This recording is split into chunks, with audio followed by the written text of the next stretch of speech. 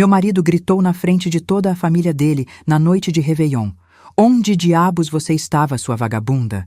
Minha família está aqui sentada, morrendo de fome há 1 hora e a mesa ainda não está posta." Aquilo foi a gota d'água. 32 anos de casamento. 32 anos sendo a empregada da família dele.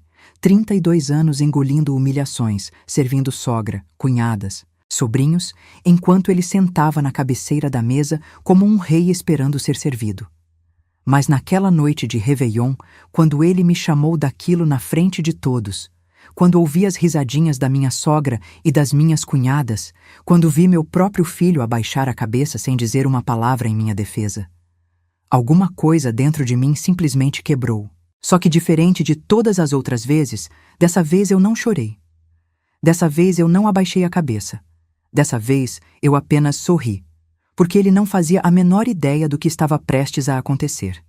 Ele não sabia que enquanto estava lá sentado com a família dele, me tratando como lixo, eu tinha acabado de voltar de um compromisso que ia mudar tudo. Um compromisso que ia virar a vida dele de ponta cabeça. E sabe o que é mais engraçado? Naquele exato momento, com todos aqueles olhos me julgando, com aquele silêncio pesado na sala, eu olhei bem nos olhos dele e pensei: aproveita esse Réveillon, querido, porque vai ser o último que você passa nesta casa, o último que você passa mandando em mim, o último em que você me trata como se eu não valesse nada.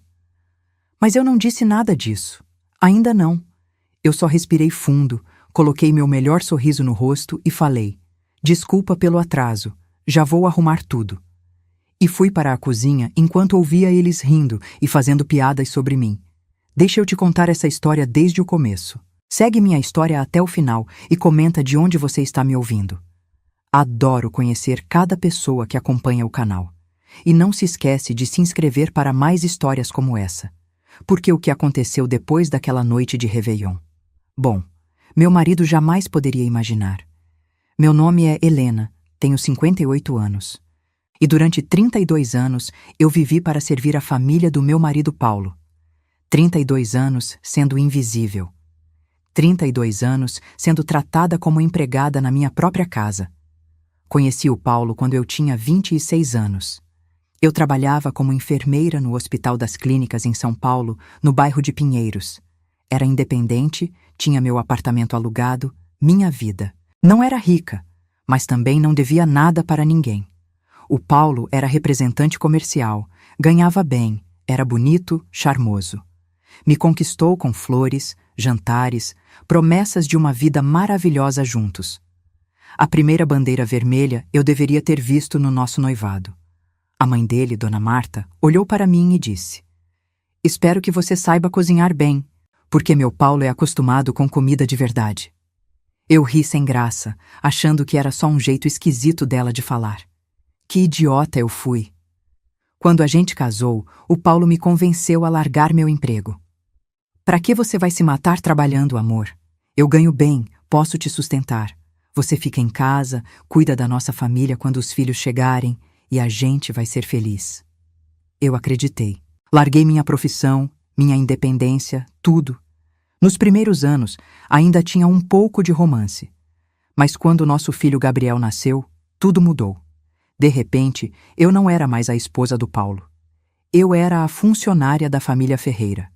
A Dona Marta aparecia na minha casa todo santo dia. Todo dia. Chegava às 9 da manhã e ficava até a hora do almoço dando palpite em tudo. Na comida que eu fazia, na roupa que eu vestia no Gabriel, na organização da casa. Ai, Helena, esse feijão ficou muito ralo. Meu Paulo gosta de feijão grosso, encorpado. Helena, você vai deixar o menino com essa roupa? Está frio, ele vai ficar doente. Helena, essa casa está uma bagunça, o que você faz o dia inteiro? E o Paulo? O Paulo nunca, em 32 anos, nunca me defendeu uma vez sequer. Ele sempre ficava do lado dela. Mãe tem razão, Helena. Você precisa caprichar mais na comida. Minha mãe só quer ajudar, para de ser orgulhosa. As cunhadas eram piores ainda, a Patrícia e a Andréia. 2 cobras. Elas moravam perto, no mesmo bairro de Pinheiros, e estavam sempre na minha casa. Sempre. Chegavam de surpresa na hora do almoço e ficavam esperando que eu servisse. Nunca traziam nada, nunca ajudavam, só sentavam na sala e faziam comentários maldosos. Nossa, Helena, você está com uma cara de cansada. Será que não está se cuidando? Ai, cunhadinha, que pena que você não pode comprar roupas melhores. Mas vai ver, com o salário do Paulo fica difícil mesmo, né? E riam da minha cara. Todo domingo era almoço na minha casa. Todo domingo. Eu acordava às 6 da manhã para começar a preparar tudo. Fazia comida para 12, 15 pessoas. A família inteira do Paulo se reunia na minha sala. Eu ficava horas na cozinha e quando finalmente sentava para comer, a comida já estava fria e todo mundo já estava levantando da mesa. Helena, traz mais arroz aqui. Helena, cadê a farofa? Helena, esse molho ficou sem sal. Eu era chamada pelo nome o tempo inteiro, mas ninguém nunca dizia por favor ou obrigado. Eu era a empregada, só isso. E o pior de tudo? Meu próprio filho aprendeu a me tratar assim. O Gabriel cresceu vendo o pai e a família do pai me tratarem daquela forma, e ele simplesmente achou que era normal. Aos 28 anos, ele morava em um apartamento que o Paulo tinha comprado para ele no Itaim Bibi. Trabalhava na empresa de um amigo do pai, e toda vez que vinha me visitar, era sempre pedindo alguma coisa. Mãe, faz aquela lasanha que eu gosto e congela para eu levar? Mãe, você pode lavar umas roupas para mim? A lavanderia está muito cara. Mãe, você tem um dinheiro aí que pode me emprestar até o final do mês. Eu sempre fazia tudo. Sempre dava tudo. Porque eu achava que era isso que uma boa mãe fazia. Que uma boa esposa fazia. Eu achava que se eu me esforçasse mais, se eu fosse mais prestativa, mais dedicada, mais silenciosa, eles iam me valorizar. Iam me respeitar. Mas não. A cada ano que passava, o desrespeito só aumentava. O Paulo mal olhava para mim. Chegava do trabalho, sentava no sofá, ligava a televisão e gritava: Helena, cadê minha janta? Não perguntava como tinha sido meu dia. Não perguntava se eu estava bem. Nada. Eu era a mulher que cozinhava, limpava e não enchia o saco. Teve uma época que eu tentei conversar com ele. Deve ter sido uns 5 anos atrás. Sentei do lado dele e falei: Paulo, eu estou me sentindo muito sozinha. Será que a gente não podia fazer alguma coisa juntos? Viajar, sair para jantar, qualquer coisa? Sabe o que ele respondeu? Helena, para com esse drama. Você não tem do que reclamar. Tem casa, comida, roupa lavada, o que mais você quer? E voltou a assistir televisão. Naquela noite eu chorei no banheiro até não ter mais lágrimas. Mas no dia seguinte, levantei, fiz o café dele, lavei a roupa dele, limpei a casa dele. Porque era isso que eu sabia fazer. Era isso que eu tinha me tornado. Até aquela noite de Réveillon, a noite em que tudo mudou. Os últimos meses antes daquele Réveillon foram os piores da minha vida. Parecia que a família inteira do Paulo tinha decidido que eu não merecia nem o mínimo de respeito. Foi em setembro que as coisas realmente pioraram. O Paulo chegou em casa e soltou a bomba. Helena, minha mãe vai passar uns tempos aqui em casa. Ela está se sentindo sozinha desde que meu pai morreu. Meu sogro tinha falecido 3 anos antes, e desde então a dona Marta morava sozinha em um apartamento grande na Vila Mariana. Mas ela nunca tinha estado realmente sozinha, porque vivia na casa das filhas ou na minha casa. Quando o Paulo disse uns tempos, eu senti um aperto no peito. Quanto tempo, Paulo? Perguntei. Não sei. O tempo que ela precisar. Ela é minha mãe, Helena. Ou você não tem coração? A dona Marta chegou com 4 malas enormes. 4. Ocupou o quarto de hóspedes e transformou minha casa em um inferno. Acordava às 6 da manhã fazendo barulho de propósito, batendo panelas na cozinha, reclamando que o café que eu tinha deixado pronto não estava bom. Que café aguado é esse, Helena? Parece água suja. Faz de novo, do jeito certo. Ela mexia nas minhas coisas, reorganizava meus armários, reclamava de tudo. E o pior, ela colocava o Paulo contra mim o tempo todo. Uma manhã, acordei e encontrei ela na cozinha, fazendo café e tapioca. O Paulo estava sentado à mesa, sorrindo, enquanto ela o servia com todo o carinho do mundo. Viu, meu filho? Isso é café de verdade, isso é comida feita com amor, não aquela porcaria que sua esposa faz. Olhei para o Paulo, esperando que ele dissesse alguma coisa, mas ele só deu de ombros e continuou comendo. Naquele momento, eu senti uma dor no peito tão forte que pensei que ia desmaiar. Mas engoli seco e fui tomar banho. Em outubro, a Patrícia perdeu o emprego. Ela trabalhava como secretária em um escritório de advocacia e foi demitida por estar sempre atrasada. No dia seguinte, ela apareceu na minha casa às 9 da manhã. Cunhadinha, vim passar o dia aqui com você. Estou tão deprimida, preciso de companhia. Passou o dia inteiro na minha sala, deitada no meu sofá, assistindo televisão e me chamando toda hora. Helena, traz um copo de água aqui. Helena, faz um lanche para mim. Helena, que calor, liga o ar-condicionado. Isso virou rotina, todos os dias. A Patrícia chegava de manhã e ficava até a hora do jantar, como se minha casa fosse hotel. E a Andréia, quando descobriu, começou a vir junto. As duas ficavam ali, jogadas no sofá, mexendo no celular, enquanto eu limpava a casa inteira ao redor delas. Um dia, a Andréia olhou para mim e falou, bem alto para a irmã ouvir. Sabe, Patrícia, tenho pena da Helena. Olha para ela. 58 anos, sem profissão, dependendo completamente do meu irmão. Se ele resolver largar ela, o que ela vai fazer da vida? Não tem nada. Não é nada. Elas riram. Riram como se fosse a piada mais engraçada do mundo. Eu estava ali, a 3 metros delas, ouvindo cada palavra. Mas elas nem se importavam. Para elas, eu era tão insignificante que nem merecia a consideração de baixarem a voz. Em novembro, a situação com o Gabriel piorou. Ele tinha terminado com a namorada e estava morando sozinho. Começou a aparecer em casa 3, 4 vezes por semana, sempre na hora do almoço ou do jantar. Mãe, estou morrendo de fome. Faz aquele estrogonofe que eu amo. Um dia, ele trouxe 5 amigos junto. 5. Chegou meio-dia sem avisar, com um bando de marmanjos, e soltou. Mãe, faz almoço para a gente. Chegamos agora da praia e estamos mortos de fome. Olhei para a geladeira.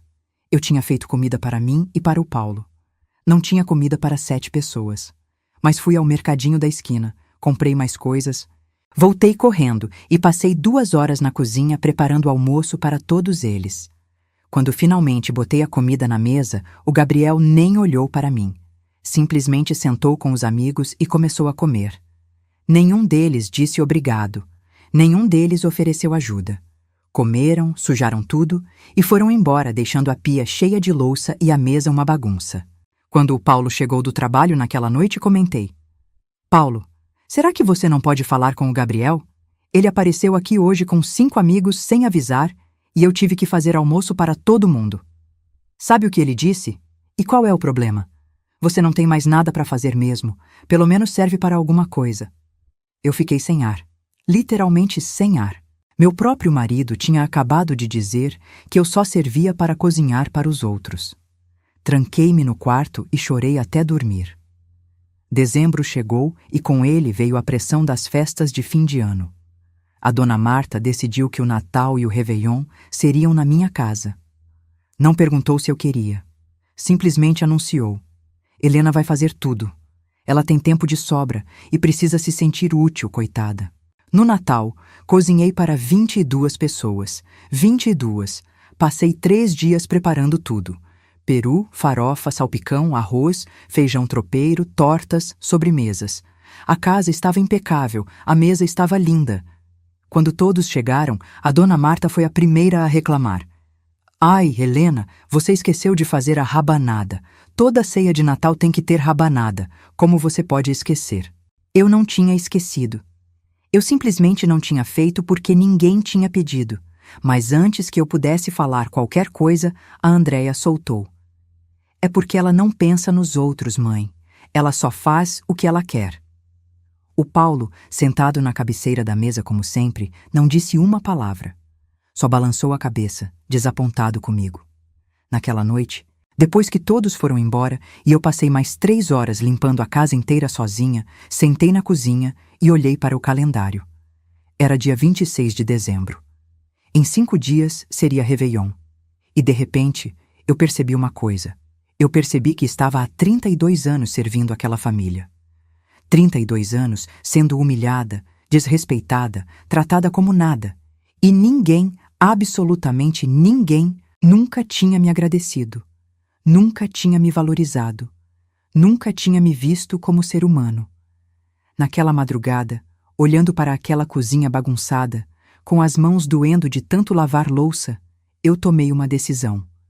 Mas ainda não sabia exatamente como ia fazer. Ainda não tinha um plano. Só sabia que alguma coisa precisava mudar. E foi aí que 3 dias antes do Réveillon, eu recebi uma ligação que mudou absolutamente tudo. Era meu tio Reinaldo, irmão da minha mãe, que morava em Campinas.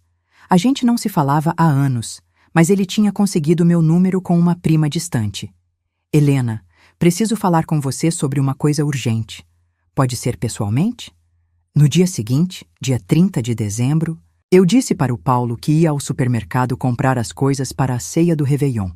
Mas não fui ao supermercado. Peguei um ônibus e fui para Campinas encontrar meu tio. E o que ele me contou naquela manhã fez meu mundo virar de cabeça para baixo. De repente, tudo fazia sentido. E de repente, eu tinha nas mãos a arma que precisava para mudar minha vida para sempre. Voltei para São Paulo às 5 da tarde. Comprei correndo as coisas no mercado e cheguei em casa às 6:30. Foi quando entrei pela porta e ouvi aquele grito que ecoou pela casa inteira. Onde diabos você estava, sua vagabunda? Minha família está aqui sentada, morrendo de fome há 1 hora, e a mesa ainda não está posta. Quando ouvi aquele grito, com todos os olhos da família Ferreira me encarando, eu senti algo diferente dentro de mim. Não foi raiva, não foi tristeza, foi clareza. Uma clareza absoluta de que minha vida estava prestes a mudar completamente. Coloquei as sacolas do supermercado na cozinha e comecei a preparar a ceia em silêncio. Enquanto temperava a farofa, enquanto assava a carne, enquanto arrumava a mesa, eu não conseguia parar de pensar na conversa que tinha tido com meu tio Reinaldo horas antes, em Campinas. Deixa eu voltar um pouco e te contar o que aconteceu naquela manhã. Quando cheguei na casa do meu tio, um sobrado simples no bairro Taquaral, ele me recebeu com um abraço apertado e os olhos cheios de lágrimas. Helena, minha filha, sinto muito por ter demorado tanto para te procurar. Eu prometi para sua mãe que ia cuidar de você, e falhei. Minha mãe tinha falecido quando eu tinha 23 anos, antes mesmo de eu conhecer o Paulo. Ela morreu de câncer, rápido, em menos de 6 meses do diagnóstico. Na época, eu estava começando minha carreira de enfermagem, lutando para pagar o aluguel, sobrevivendo de salário em salário. Meu pai tinha nos abandonado quando eu era criança, e minha mãe era tudo que eu tinha. O tio Reinaldo me levou até a sala e colocou uma caixa grande de papelão em cima da mesa. Sua mãe me deixou isso. Me fez prometer que eu só entregaria para você quando você realmente precisasse. Ela disse que eu ia saber quando era a hora certa. Abri a caixa com as mãos tremendo. Dentro tinha documentos, muitos documentos, escrituras de imóveis, extratos bancários, papéis de uma empresa. Olhei para meu tio sem entender nada. Helena, sua mãe não era pobre. Ela fingia ser para te proteger, para te ensinar o valor das coisas, para você não crescer mimada ou dependente de dinheiro. Mas ela tinha bens, muitos bens. Meu coração disparou. Como assim, tio? Seus avós, pais da sua mãe, tinham uma fábrica de tecidos aqui em Campinas. Quando eles morreram, deixaram tudo para ela. Sua mãe vendeu a fábrica em 1995, 3 anos antes de falecer, por um valor alto. Muito alto. Ela investiu tudo em imóveis e em algumas ações. Eu não conseguia acreditar no que estava ouvindo. Minha mãe, que eu vi trabalhar tanto, que economizava cada centavo, que morreu naquele hospital público sem luxo nenhum. Ela tinha dinheiro? Por que ela nunca me contou? Minha voz saiu trêmula. Porque ela queria que você construísse sua vida com suas próprias mãos primeiro. Ela dizia que dinheiro na mão de gente jovem é perigoso, que você precisava aprender a viver, a trabalhar, a valorizar as coisas. Ela ia te contar tudo quando você completasse 30 anos, mas ela morreu antes. E por que você não me falou quando ela morreu? O tio Reinaldo suspirou, e eu vi a culpa no rosto dele. Porque eu prometi para ela que só entregaria quando você precisasse de verdade. E nos primeiros anos, você parecia tão feliz. Casou, tinha uma casa bonita, um marido que te sustentava, depois veio seu filho. Eu pensei que você não precisava, que estava tudo bem. Mas e agora? Por que agora? Porque semana passada eu encontrei seu filho no shopping de Campinas. Ele estava com uns amigos, rindo alto, e eu ouvi ele contando como você é uma coitada, como você passa o dia todo em casa sem fazer nada de útil, como você depende completamente do pai dele. Ele ria, Helena. Ria de você. E eu percebi que sua mãe estava certa. Chegou a hora de você saber a verdade. Passei as próximas 2 horas olhando os documentos. Tinha 3 apartamentos em Campinas, todos alugados. Tinha um pequeno prédio comercial no centro da cidade, também alugado. Tinha ações de empresas que tinham se valorizado absurdamente nos últimos 20 anos. E tinha dinheiro em conta. Muito dinheiro. Quanto? Quanto é tudo isso, tio? Ele me mostrou um papel com os cálculos que tinha feito com a ajuda de um contador. Quando vi o número, minhas pernas fraquejaram. Eu tive que sentar. Era quase 3 milhões de reais. 3 milhões. Eu, Helena, a empregada da família Ferreira, a mulher que não era nada, que não tinha nada, eu era dona de um patrimônio de quase 3 milhões de reais. E tem mais, Helena. Sua mãe deixou uma carta para você. Ele me entregou um envelope amarelado pelo tempo. Com as mãos tremendo, abri e comecei a ler a letra da minha mãe, aquela letra bonita que eu conhecia tão bem. Minha filha amada, se você está lendo isso, é porque eu já não estou mais aí, e porque você está precisando de força. Eu te escondi essa herança não por maldade, mas por amor. Queria que você aprendesse a viver com seus próprios recursos primeiro, que você soubesse seu valor não pelo dinheiro que tem, mas pela mulher que é. Mas agora que você tem essa informação, use-a com sabedoria. Nunca deixe ninguém te fazer sentir pequena. Nunca aceite ser tratada como menos. Você é filha de uma mulher forte, neta de pessoas batalhadoras, e você tem sangue de guerreira nas veias.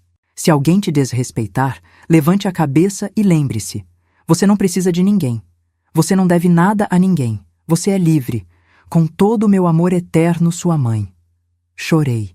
Chorei tanto que o tio Reinaldo me abraçou e chorou junto comigo. Mas não era choro de tristeza. Era choro de libertação. De repente, tudo fazia sentido. De repente, eu entendia por que tinha aguentado tanto. Estava esperando esse momento. Estava esperando acordar.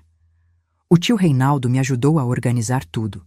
Colocou os documentos mais importantes em uma pasta, me deu os dados do advogado que cuidava de tudo e me explicou que todos os aluguéis caíam em uma conta que estava em meu nome desde a morte da minha mãe, mas que eu nunca tinha movimentado porque nem sabia que existia. São quase 25 anos de aluguéis acumulados, Helena, mais os rendimentos. Por isso o valor está tão alto. Voltei para São Paulo às 5 da tarde daquele dia 30 de dezembro, com a cabeça explodindo de informações.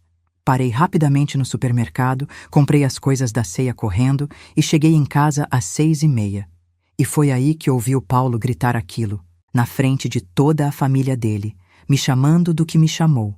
E enquanto eu estava ali na cozinha, preparando aquela ceia, ouvindo eles rirem e conversarem na sala, como se nada tivesse acontecido, como se me humilhar fosse a coisa mais normal do mundo, eu comecei a sorrir. Porque pela primeira vez em 32 anos, eu tinha poder. Eu tinha escolha. Eu não precisava deles. Eu não precisava de nada deles. Durante a ceia de Réveillon, fui a mesma Helena de sempre. Servi todo mundo. Limpei tudo. Aceitei as críticas da dona Marta sobre a farofa estar muito seca. Ouvi a Patrícia reclamar que a carne estava dura. Vi o Paulo nem sequer olhar para mim enquanto todos brindavam à meia-noite. Mas por dentro, eu estava diferente. Por dentro, eu estava planejando. Porque se tinha uma coisa que eu tinha aprendido sendo enfermeira, era paciência. E estratégia. E saber esperar o momento certo. Naquela noite, depois que todos foram embora e o Paulo desmaiou de bêbado no sofá, sentei na cozinha com uma xícara de café e uma caneta. E comecei a fazer um plano. Um plano que ia mudar minha vida para sempre. Se você já passou ou está vivendo algo parecido, saiba que não está sozinha. E saiba que sempre existe uma saída. Sempre. Os primeiros dias de janeiro de 2024 foram os mais estranhos da minha vida. Por fora, eu continuava sendo a mesma Helena de sempre. Acordava cedo, fazia café, limpava a casa, cozinhava, servia. Mas por dentro, eu era uma pessoa completamente diferente. Por dentro, eu estava orquestrando cada movimento da minha libertação. No dia 2 de janeiro, enquanto o Paulo estava no trabalho e a dona Marta tinha ido visitar a Patrícia, fiz minha primeira ligação importante. Liguei para o advogado que cuidava da herança da minha mãe, o Dr. Marcelo Tavares, em Campinas. Dona Helena, finalmente. Seu tio me avisou que a senhora entraria em contato. Estou às suas ordens. Marquei uma reunião para o dia seguinte. Disse para o Paulo que ia ao médico fazer exames de rotina. Ele nem levantou os olhos do celular. Tá, volta cedo para fazer o almoço. Peguei o ônibus para Campinas às 7 da manhã. Na reunião com o Dr. Marcelo, ele me mostrou tudo em detalhes. Os 3 apartamentos estavam alugados, gerando uma renda mensal de R$ 8.000. O prédio comercial rendia 15 mil por mês. As ações tinham se valorizado tanto que sozinhas valiam mais de 1 milhão. E a conta bancária tinha um saldo de R$ 1.800.000 acumulados. A senhora pode começar a movimentar tudo imediatamente. Só preciso que assine alguns documentos. Assinei tudo. Autorizei transferências. Pedi para ele começar a buscar advogados especializados em divórcio em São Paulo. E pedi uma coisa muito específica. Discrição absoluta. Ninguém podia saber de nada ainda. A senhora pode confiar em mim, dona Helena? Voltei para casa antes do meio-dia, com o coração batendo forte, mas com o rosto tranquilo. Fiz almoço. Servi a dona Marta, que reclamou que o arroz estava papa. Lavei louça. Passei roupa. A Helena de sempre. Mais à tarde, quando todos cochilavam, sentei no quarto com meu celular velho e comecei a procurar apartamentos para alugar. Pequenos, 1 quarto, em bairros tranquilos de São Paulo. Marquei visitas para a semana seguinte, sempre no horário em que o Paulo estava trabalhando.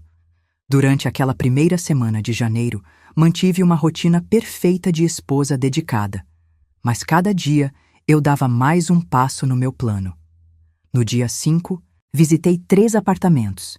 Escolhi um em Moema, pequeno mas charmoso, 1 quarto, sala, cozinha americana. R$ 800 de aluguel. Fechei na hora, paguei 3 meses adiantados em dinheiro que saquei da minha nova conta. O dono me entregou as chaves imediatamente. A senhora pode entrar quando quiser. Está mobilado. No dia 7, fui a uma loja de móveis e comprei tudo o que precisava para complementar o apartamento. Colchão novo, roupas de cama, toalhas, panelas, pratos, copos. Pedi para entregarem no meu novo endereço. Usei o cartão de débito da minha conta. Pela primeira vez na vida, comprei coisas para mim sem ter que pedir permissão para ninguém. No dia 9, enquanto o Paulo achava que eu estava no supermercado, fui ao apartamento e organizei tudo. Guardei roupas no armário, arrumei a cozinha, deixei tudo pronto. Meu refúgio, meu recomeço. Durante tudo isso, em casa, eu continuava sendo tratada como sempre.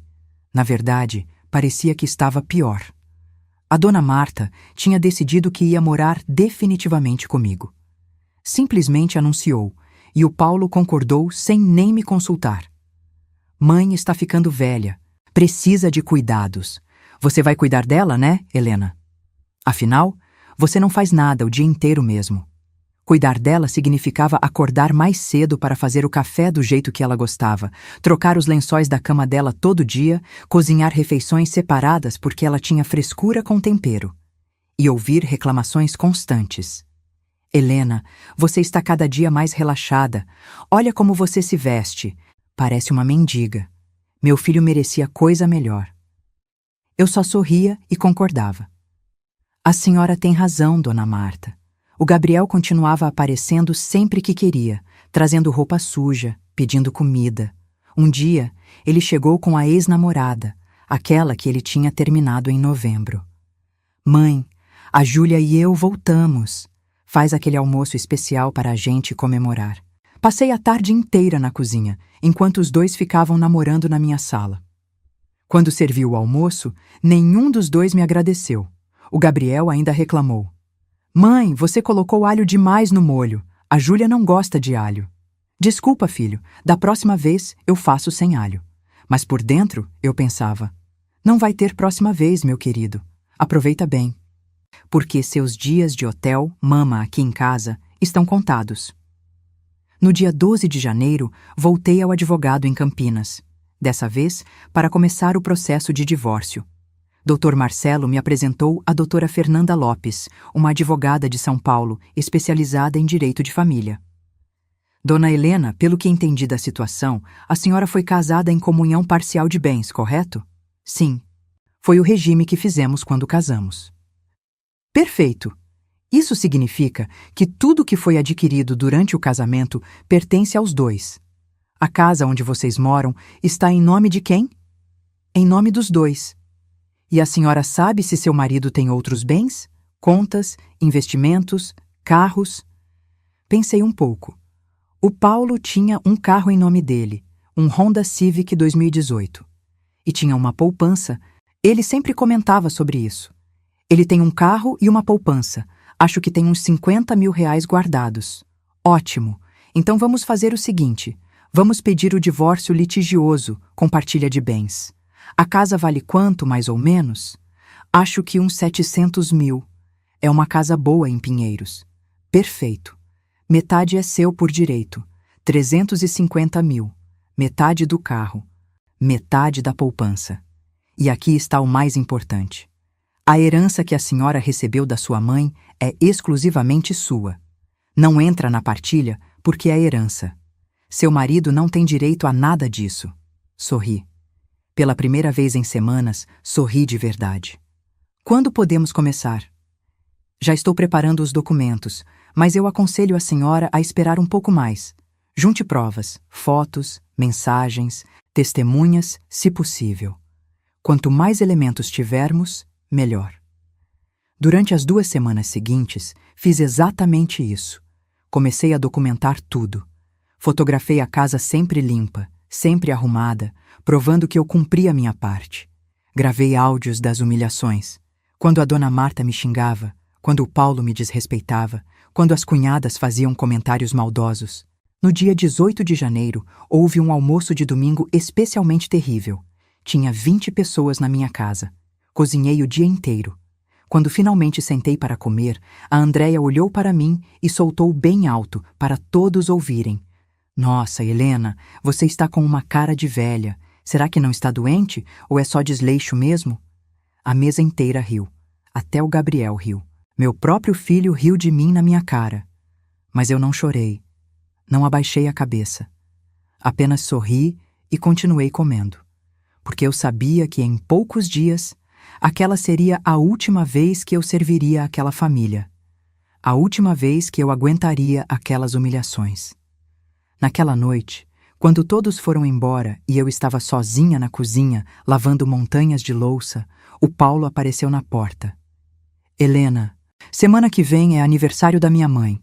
Ela quer fazer uma festa aqui em casa. Convida umas 50 pessoas. Vai ser no sábado, dia 27.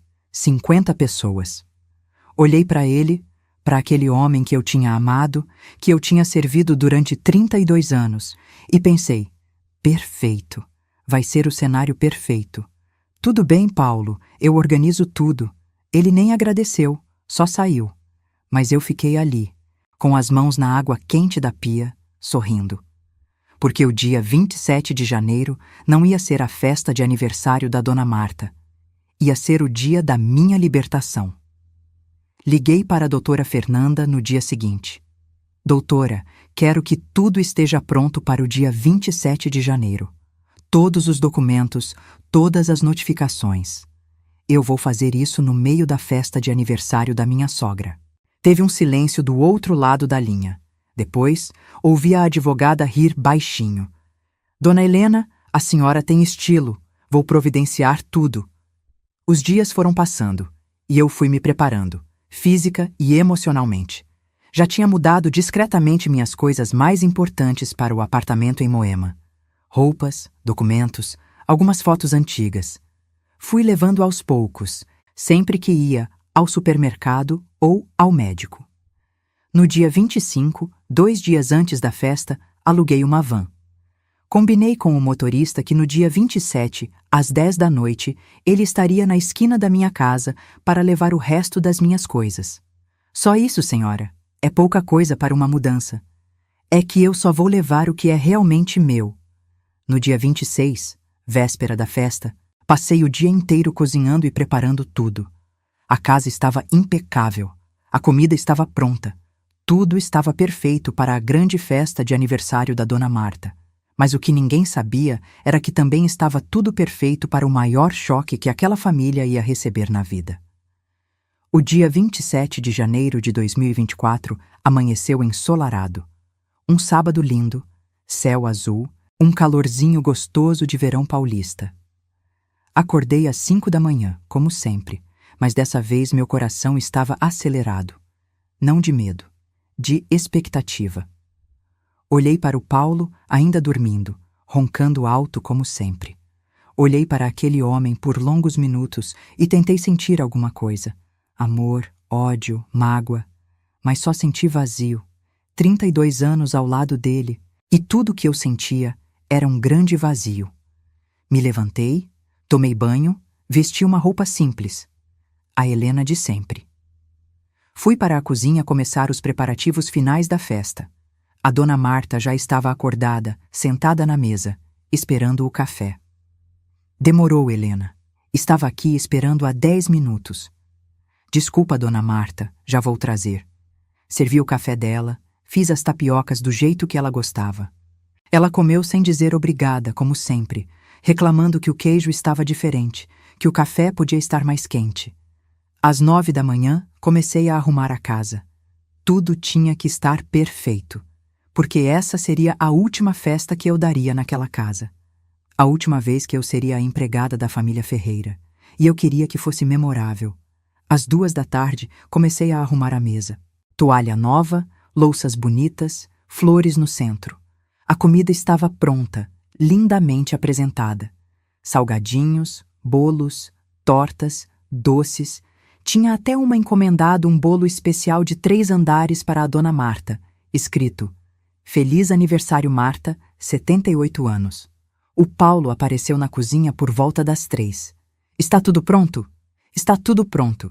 Melhor mesmo. Minha mãe não pode ter decepções no aniversário dela.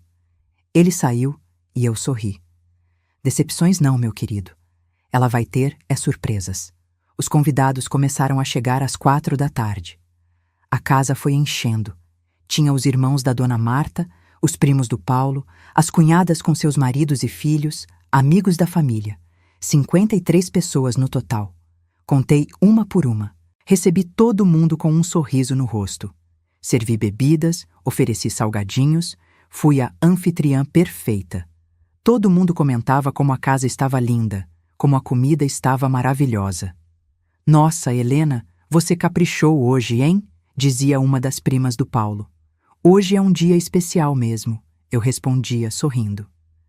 Às 6 da tarde estava todo mundo lá. A casa estava lotada, barulhenta, cheia de vida. A Dona Marta estava sentada no sofá principal como uma rainha, recebendo os cumprimentos de todos.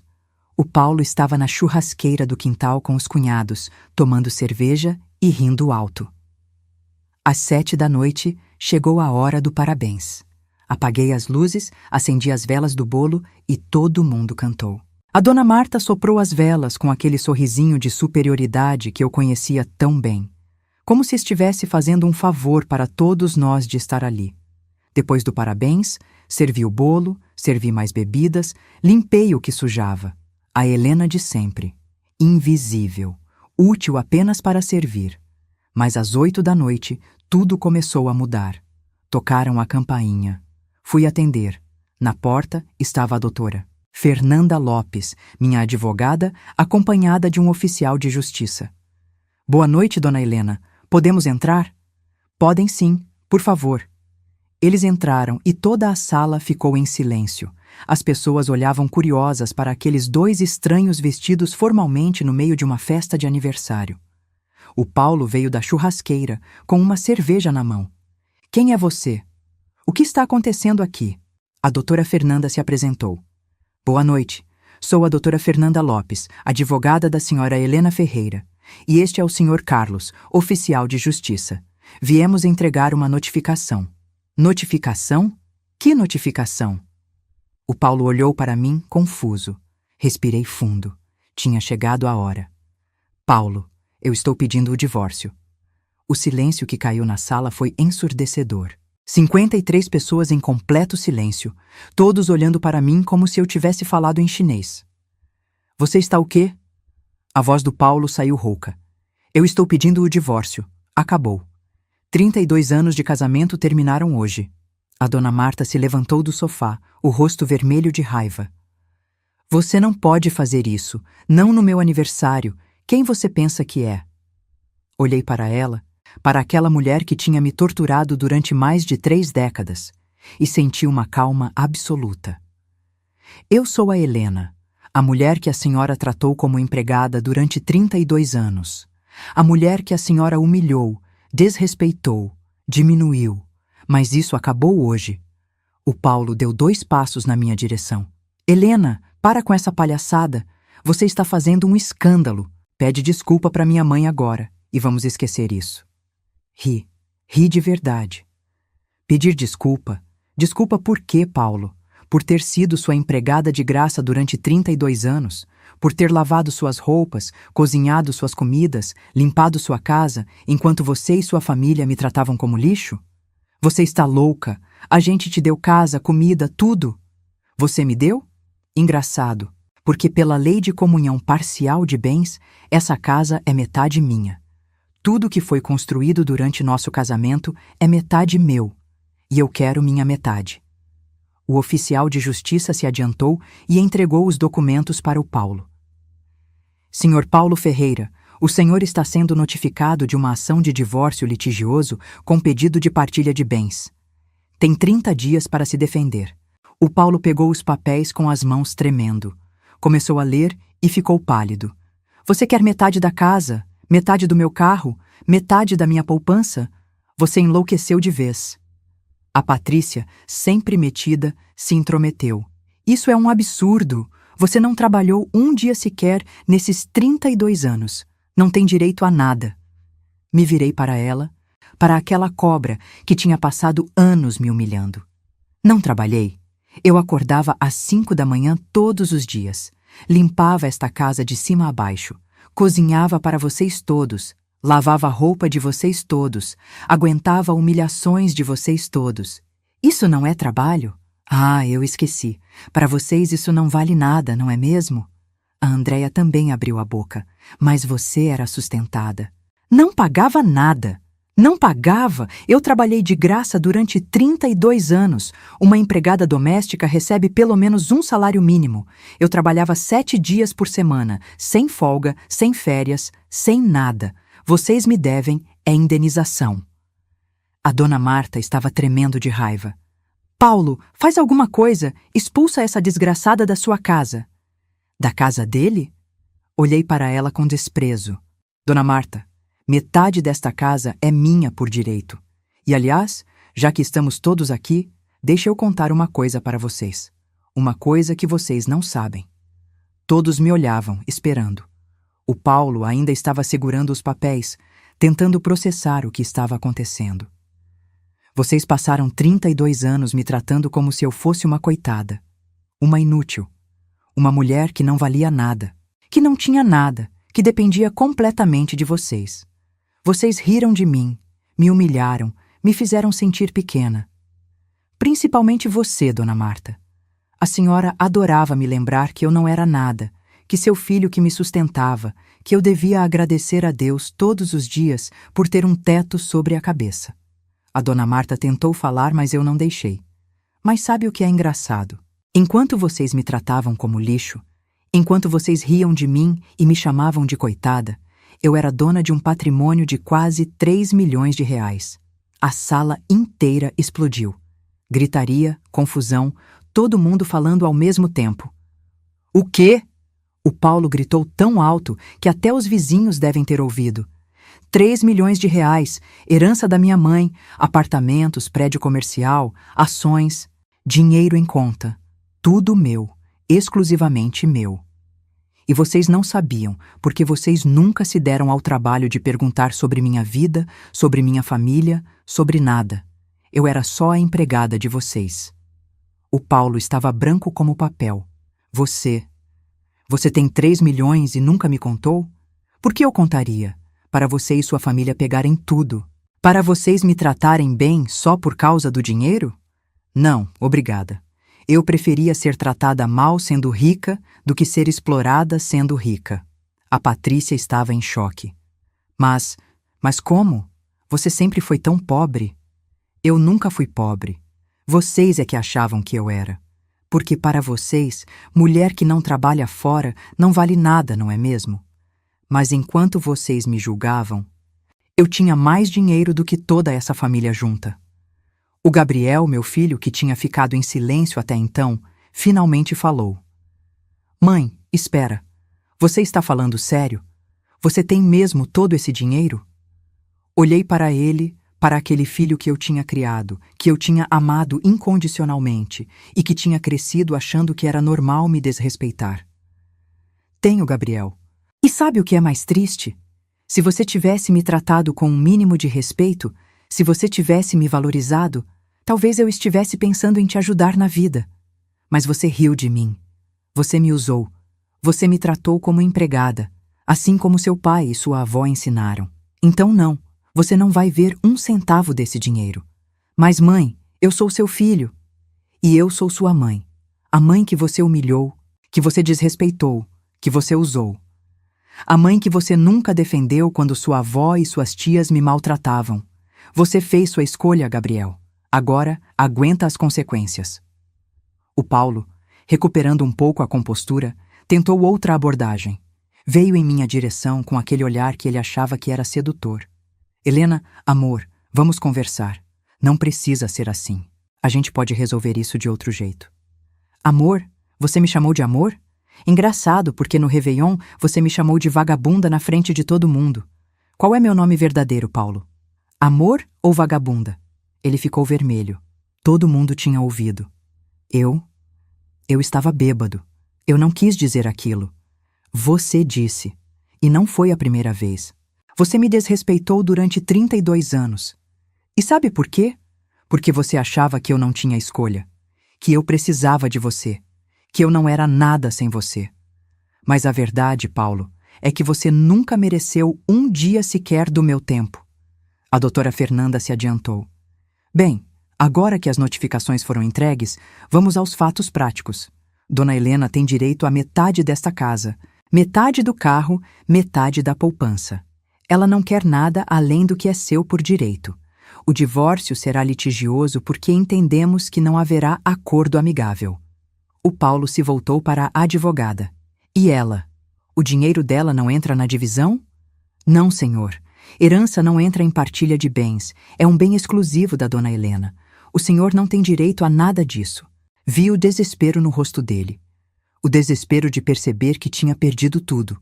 A esposa, a empregada de graça e, pior, que tinha perdido a chance de colocar as mãos em 3 milhões de reais. A dona Marta começou a chorar.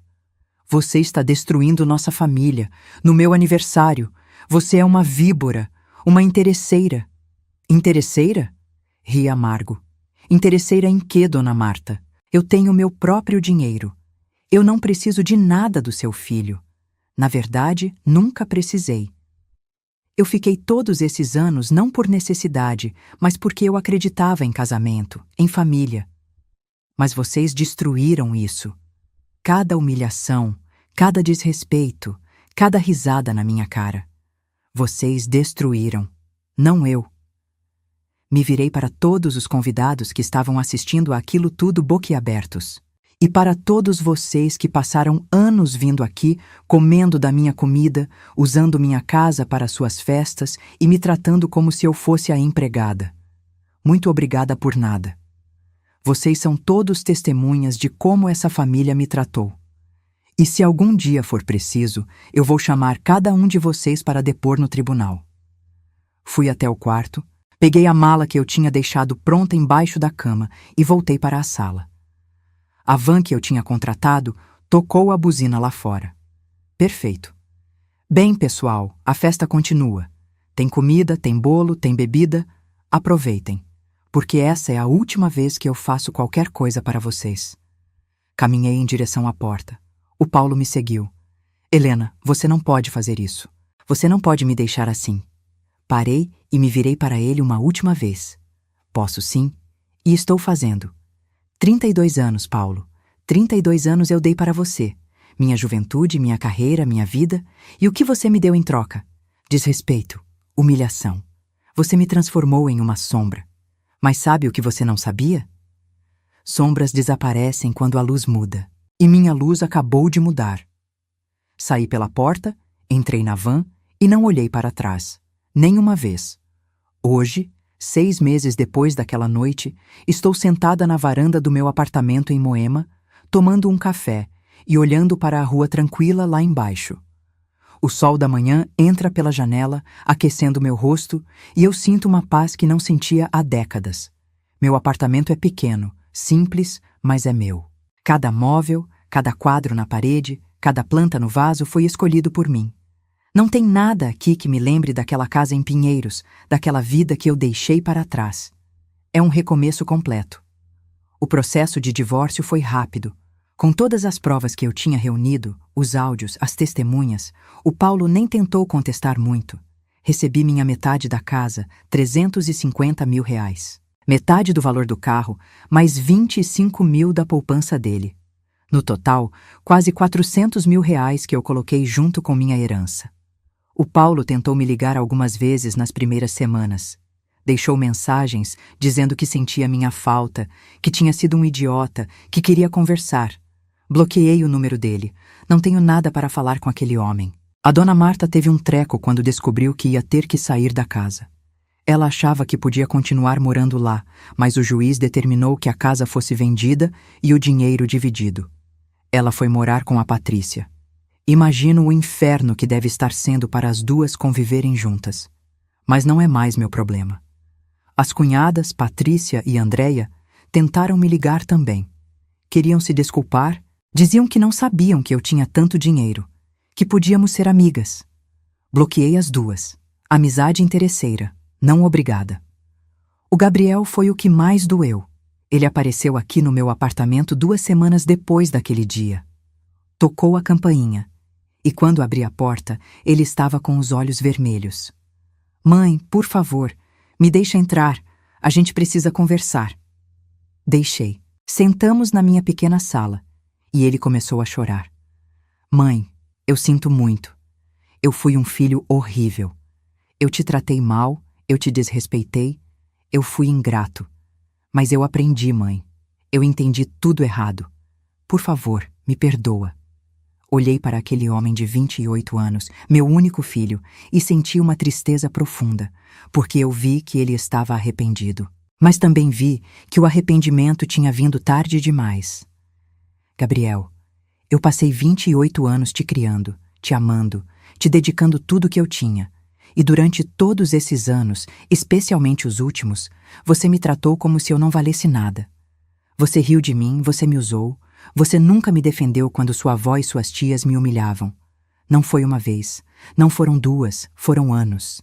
Eu sei, mãe, eu sei, mas eu mudei. Juro que mudei. Você mudou quando descobriu que eu tinha dinheiro, Gabriel. Se eu fosse realmente aquela mulher pobre e coitada que vocês achavam que eu era, você estaria aqui agora? Você estaria pedindo perdão? Ele não respondeu, porque a gente sabia a resposta. Gabriel, eu te amo. Você é meu filho e sempre vai ser. Mas eu preciso de distância. Preciso me curar de tudo que essa família me fez. Quem sabe um dia, se você realmente mudar, se você aprender a valorizar as pessoas não pelo que elas têm, mas pelo que elas são, a gente possa reconstruir alguma coisa. Mas agora não. Ele saiu chorando. Não bloqueei o número dele. Mas também não atendo quando ele liga. Ainda não estou pronta. Nos primeiros meses fiquei muito sozinha. Mas descobri que solidão não é ruim quando você escolhe ela. É diferente de se sentir sozinha no meio de uma casa cheia de gente que te despreza. Comecei a fazer terapia. 2 vezes por semana, vou ao consultório da doutora Beatriz e a gente conversa sobre tudo. Sobre os anos perdidos, sobre a autoestima destruída, sobre reconstruir minha identidade. Está sendo fundamental. Voltei a estudar. Comecei um curso online de administração. Tenho 58 anos, mas e daí? A vida não acabou só porque tenho cabelos brancos. Aliás, parei de pintar o cabelo. Assumi meus fios brancos e estou me achando linda. Fiz amizade com minhas vizinhas aqui do prédio. A Seu Rosa, de 72 anos, viúva, que mora sozinha e é uma graça. A Carla, de 45, divorciada também, que trabalha como professora. A gente toma café juntas toda quinta-feira. Rimos, conversamos, nos apoiamos. É uma leveza que eu nunca tive. Fiz uma viagem sozinha pela primeira vez na vida. Fui para o Nordeste, fiquei 2 semanas em Jericoacoara. Caminhei na praia todos os dias, assisti ao pôr do sol, comi comida maravilhosa, li livros. Foi libertador. Estou pensando em fazer um trabalho voluntário. Talvez voltar à área da saúde de alguma forma. Tenho experiência como enfermeira, mesmo que tenha parado há 32 anos. Quero me sentir útil de novo, mas dessa vez nos meus termos, não nos termos de ninguém. Com o dinheiro da herança e da partilha, investi tudo certinho. Conversei com um consultor financeiro, diversifiquei os investimentos. Estou recebendo uma renda mensal dos aluguéis e dos rendimentos que me permite viver com conforto sem precisar trabalhar se eu não quiser. Mas eu quero trabalhar, quero me sentir produtiva, mas no meu tempo, no meu ritmo. Tem dias difíceis, não vou mentir. Tem dias que eu acordo e sinto falta de ter uma família, de ter alguém. Mas aí eu lembro de como era ter aquela família, e a solidão não parece mais tão ruim. Às vezes, quando estou na rua, tenho medo de encontrar algum deles, mas São Paulo é grande e eu evito Pinheiros, como se fosse zona de guerra. Semana passada, encontrei uma conhecida da época que eu era casada com o Paulo. A Vera, esposa de um amigo dele. Ela me viu no shopping e veio correndo falar comigo. Helena, meu Deus, como você está diferente. Está radiante! Conversamos um pouco e ela me contou as novidades. O Paulo está morando sozinho em um apartamento alugado pequeno. Está com dificuldades financeiras, porque perdeu metade de tudo. A dona Marta está deprimida, vivendo na casa da Patrícia e fazendo o inferno na vida da filha, do mesmo jeito que fazia na minha. O Gabriel terminou com a namorada de novo e está perdido na vida. Não senti pena, não senti raiva, não senti nada. E isso foi libertador. E você, Helena, como está? Ela perguntou. Eu estou ótima, Vera. Pela primeira vez em 32 anos, eu estou realmente bem. Ontem à noite estava aqui na varanda, olhando as estrelas, e pensei em tudo o que aconteceu.